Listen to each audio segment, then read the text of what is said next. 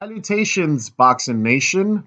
This is Boxing Digest bringing you Boxing Weekly, a compilation of fight cards from around the world to keep an eye out for. We are your hosts, YC. and Jay Nice. Originally, we had selected six fight cards for to share with you, and but because of technical difficulties and issues with the recording, we were not able to put it out on time. So we've decided to re-record and only share with you the two fight cards that are happening later on today, which are spectacular. So we did not want to delay the show one more week because we really wanted to go over these. So the first fight card we want to discuss comes from Texas, and it has six bouts, two co-main events, and four in the undercard. Can you tell us more about these fights, Jay? Well, actually, I want to update you because they changed it.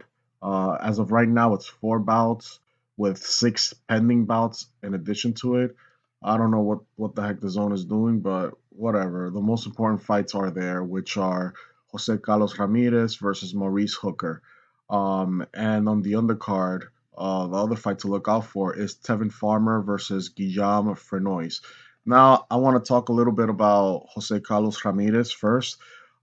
He's an undefeated fighter with 24 wins. I think it's 16 wins by way of knockout. He won the WBC 140-pound title in the Mikey Garcia Sergey Lipinets undercard, where he looks sensational. Since then, he has had two title defenses, and what can I say? Maurice Hooker, he's 26 and 0.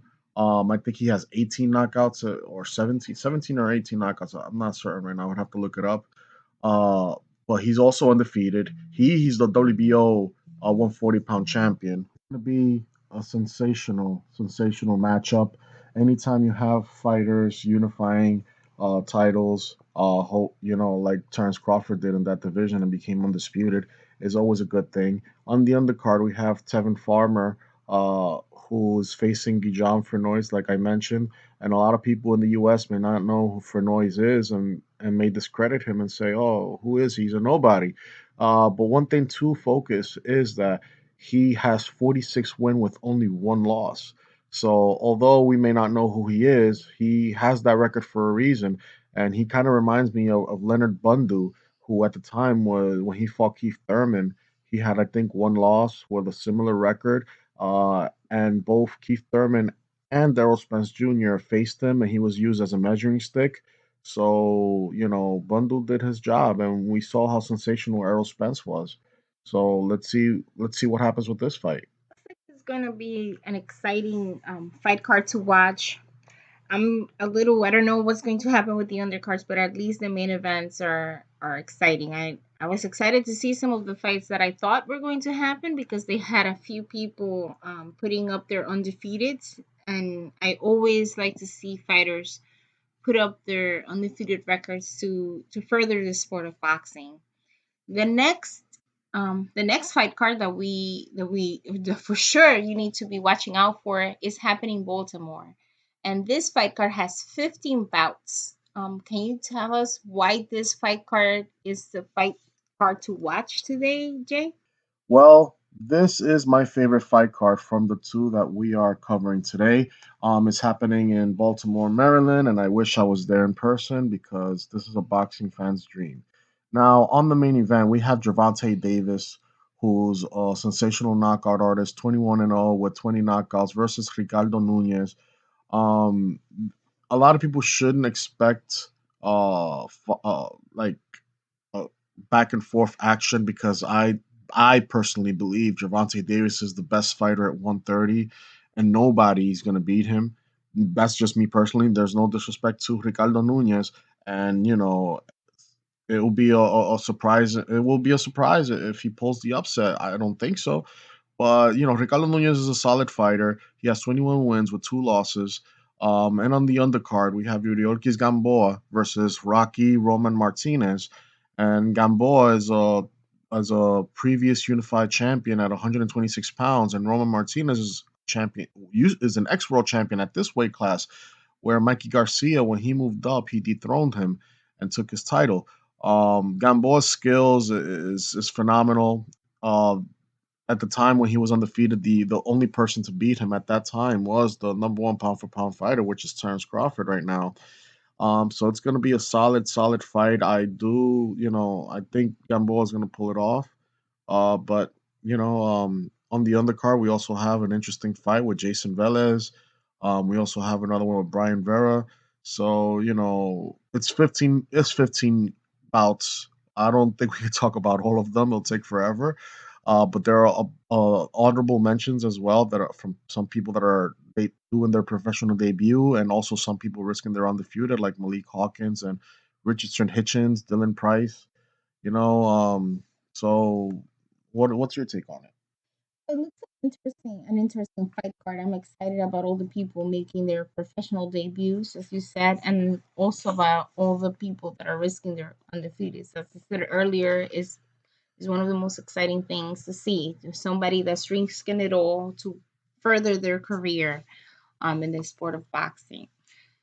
So, what are your predictions for these main events? What do you think? Who do you think is going to take the title fights in Texas?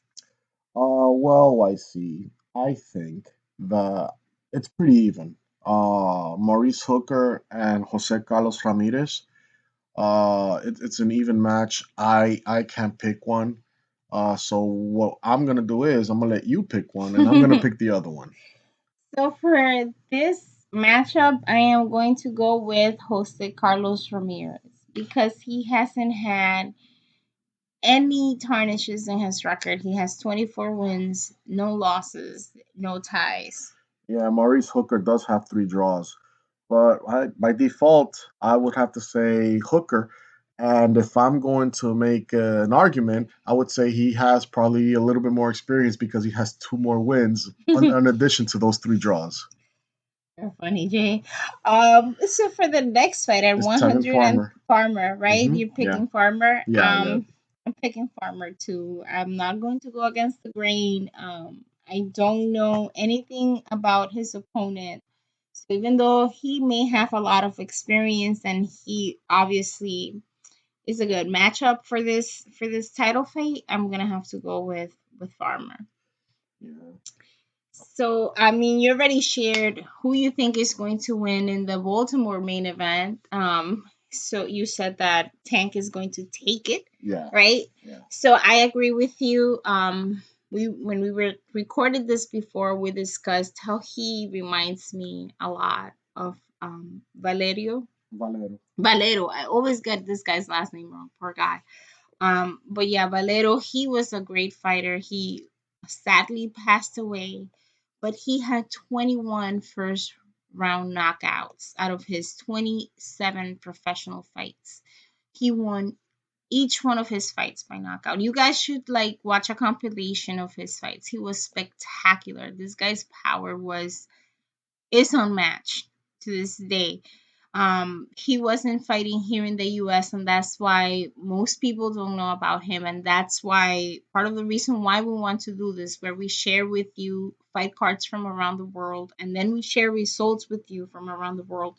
So you get to see other fighters that are very interesting, very dynamic, and that should be in your radar because when they come, then we would know more about this French guy if we had started doing this before. So it's an exciting time for boxing, I think.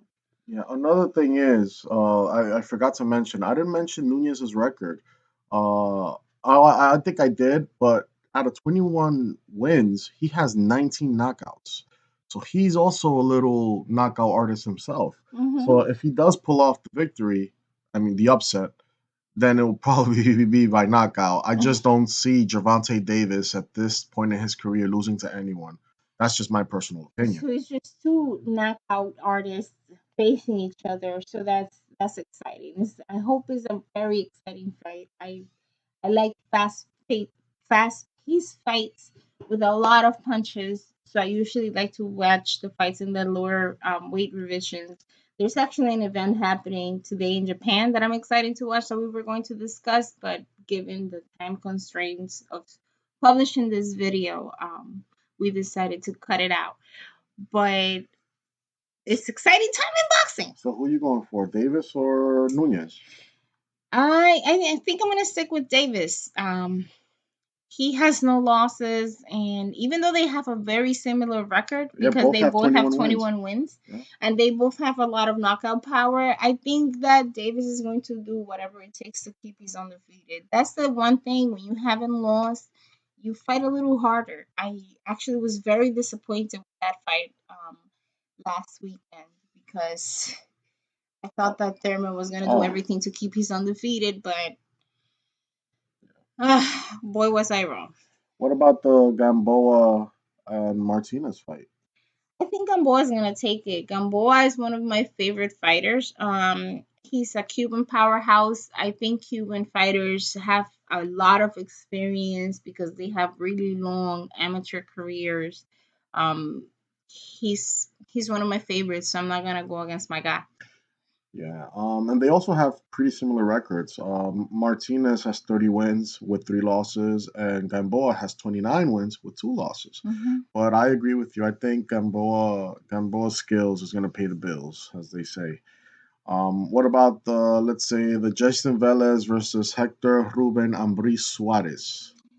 Jason Velas is going to win because Ambris Suarez has 12 wins, 10 losses, and 2 draws. So basically, he has a 15% winning record, which is terrible in boxing. Yeah, I agree with you. And let's say another one, Lionel Thompson and Brian Vera. I think Brian Bear is gonna take it. You may disagree with me, but I think that he doesn't like to be used as a stepping stone. And I Mhm. think that that's what they're trying to do with him in this fight. And he's just going to rise up to the occasion and beat him like he's done in the past. Well, yeah, I will have to disagree with you. I'll pick Lionel Thompson.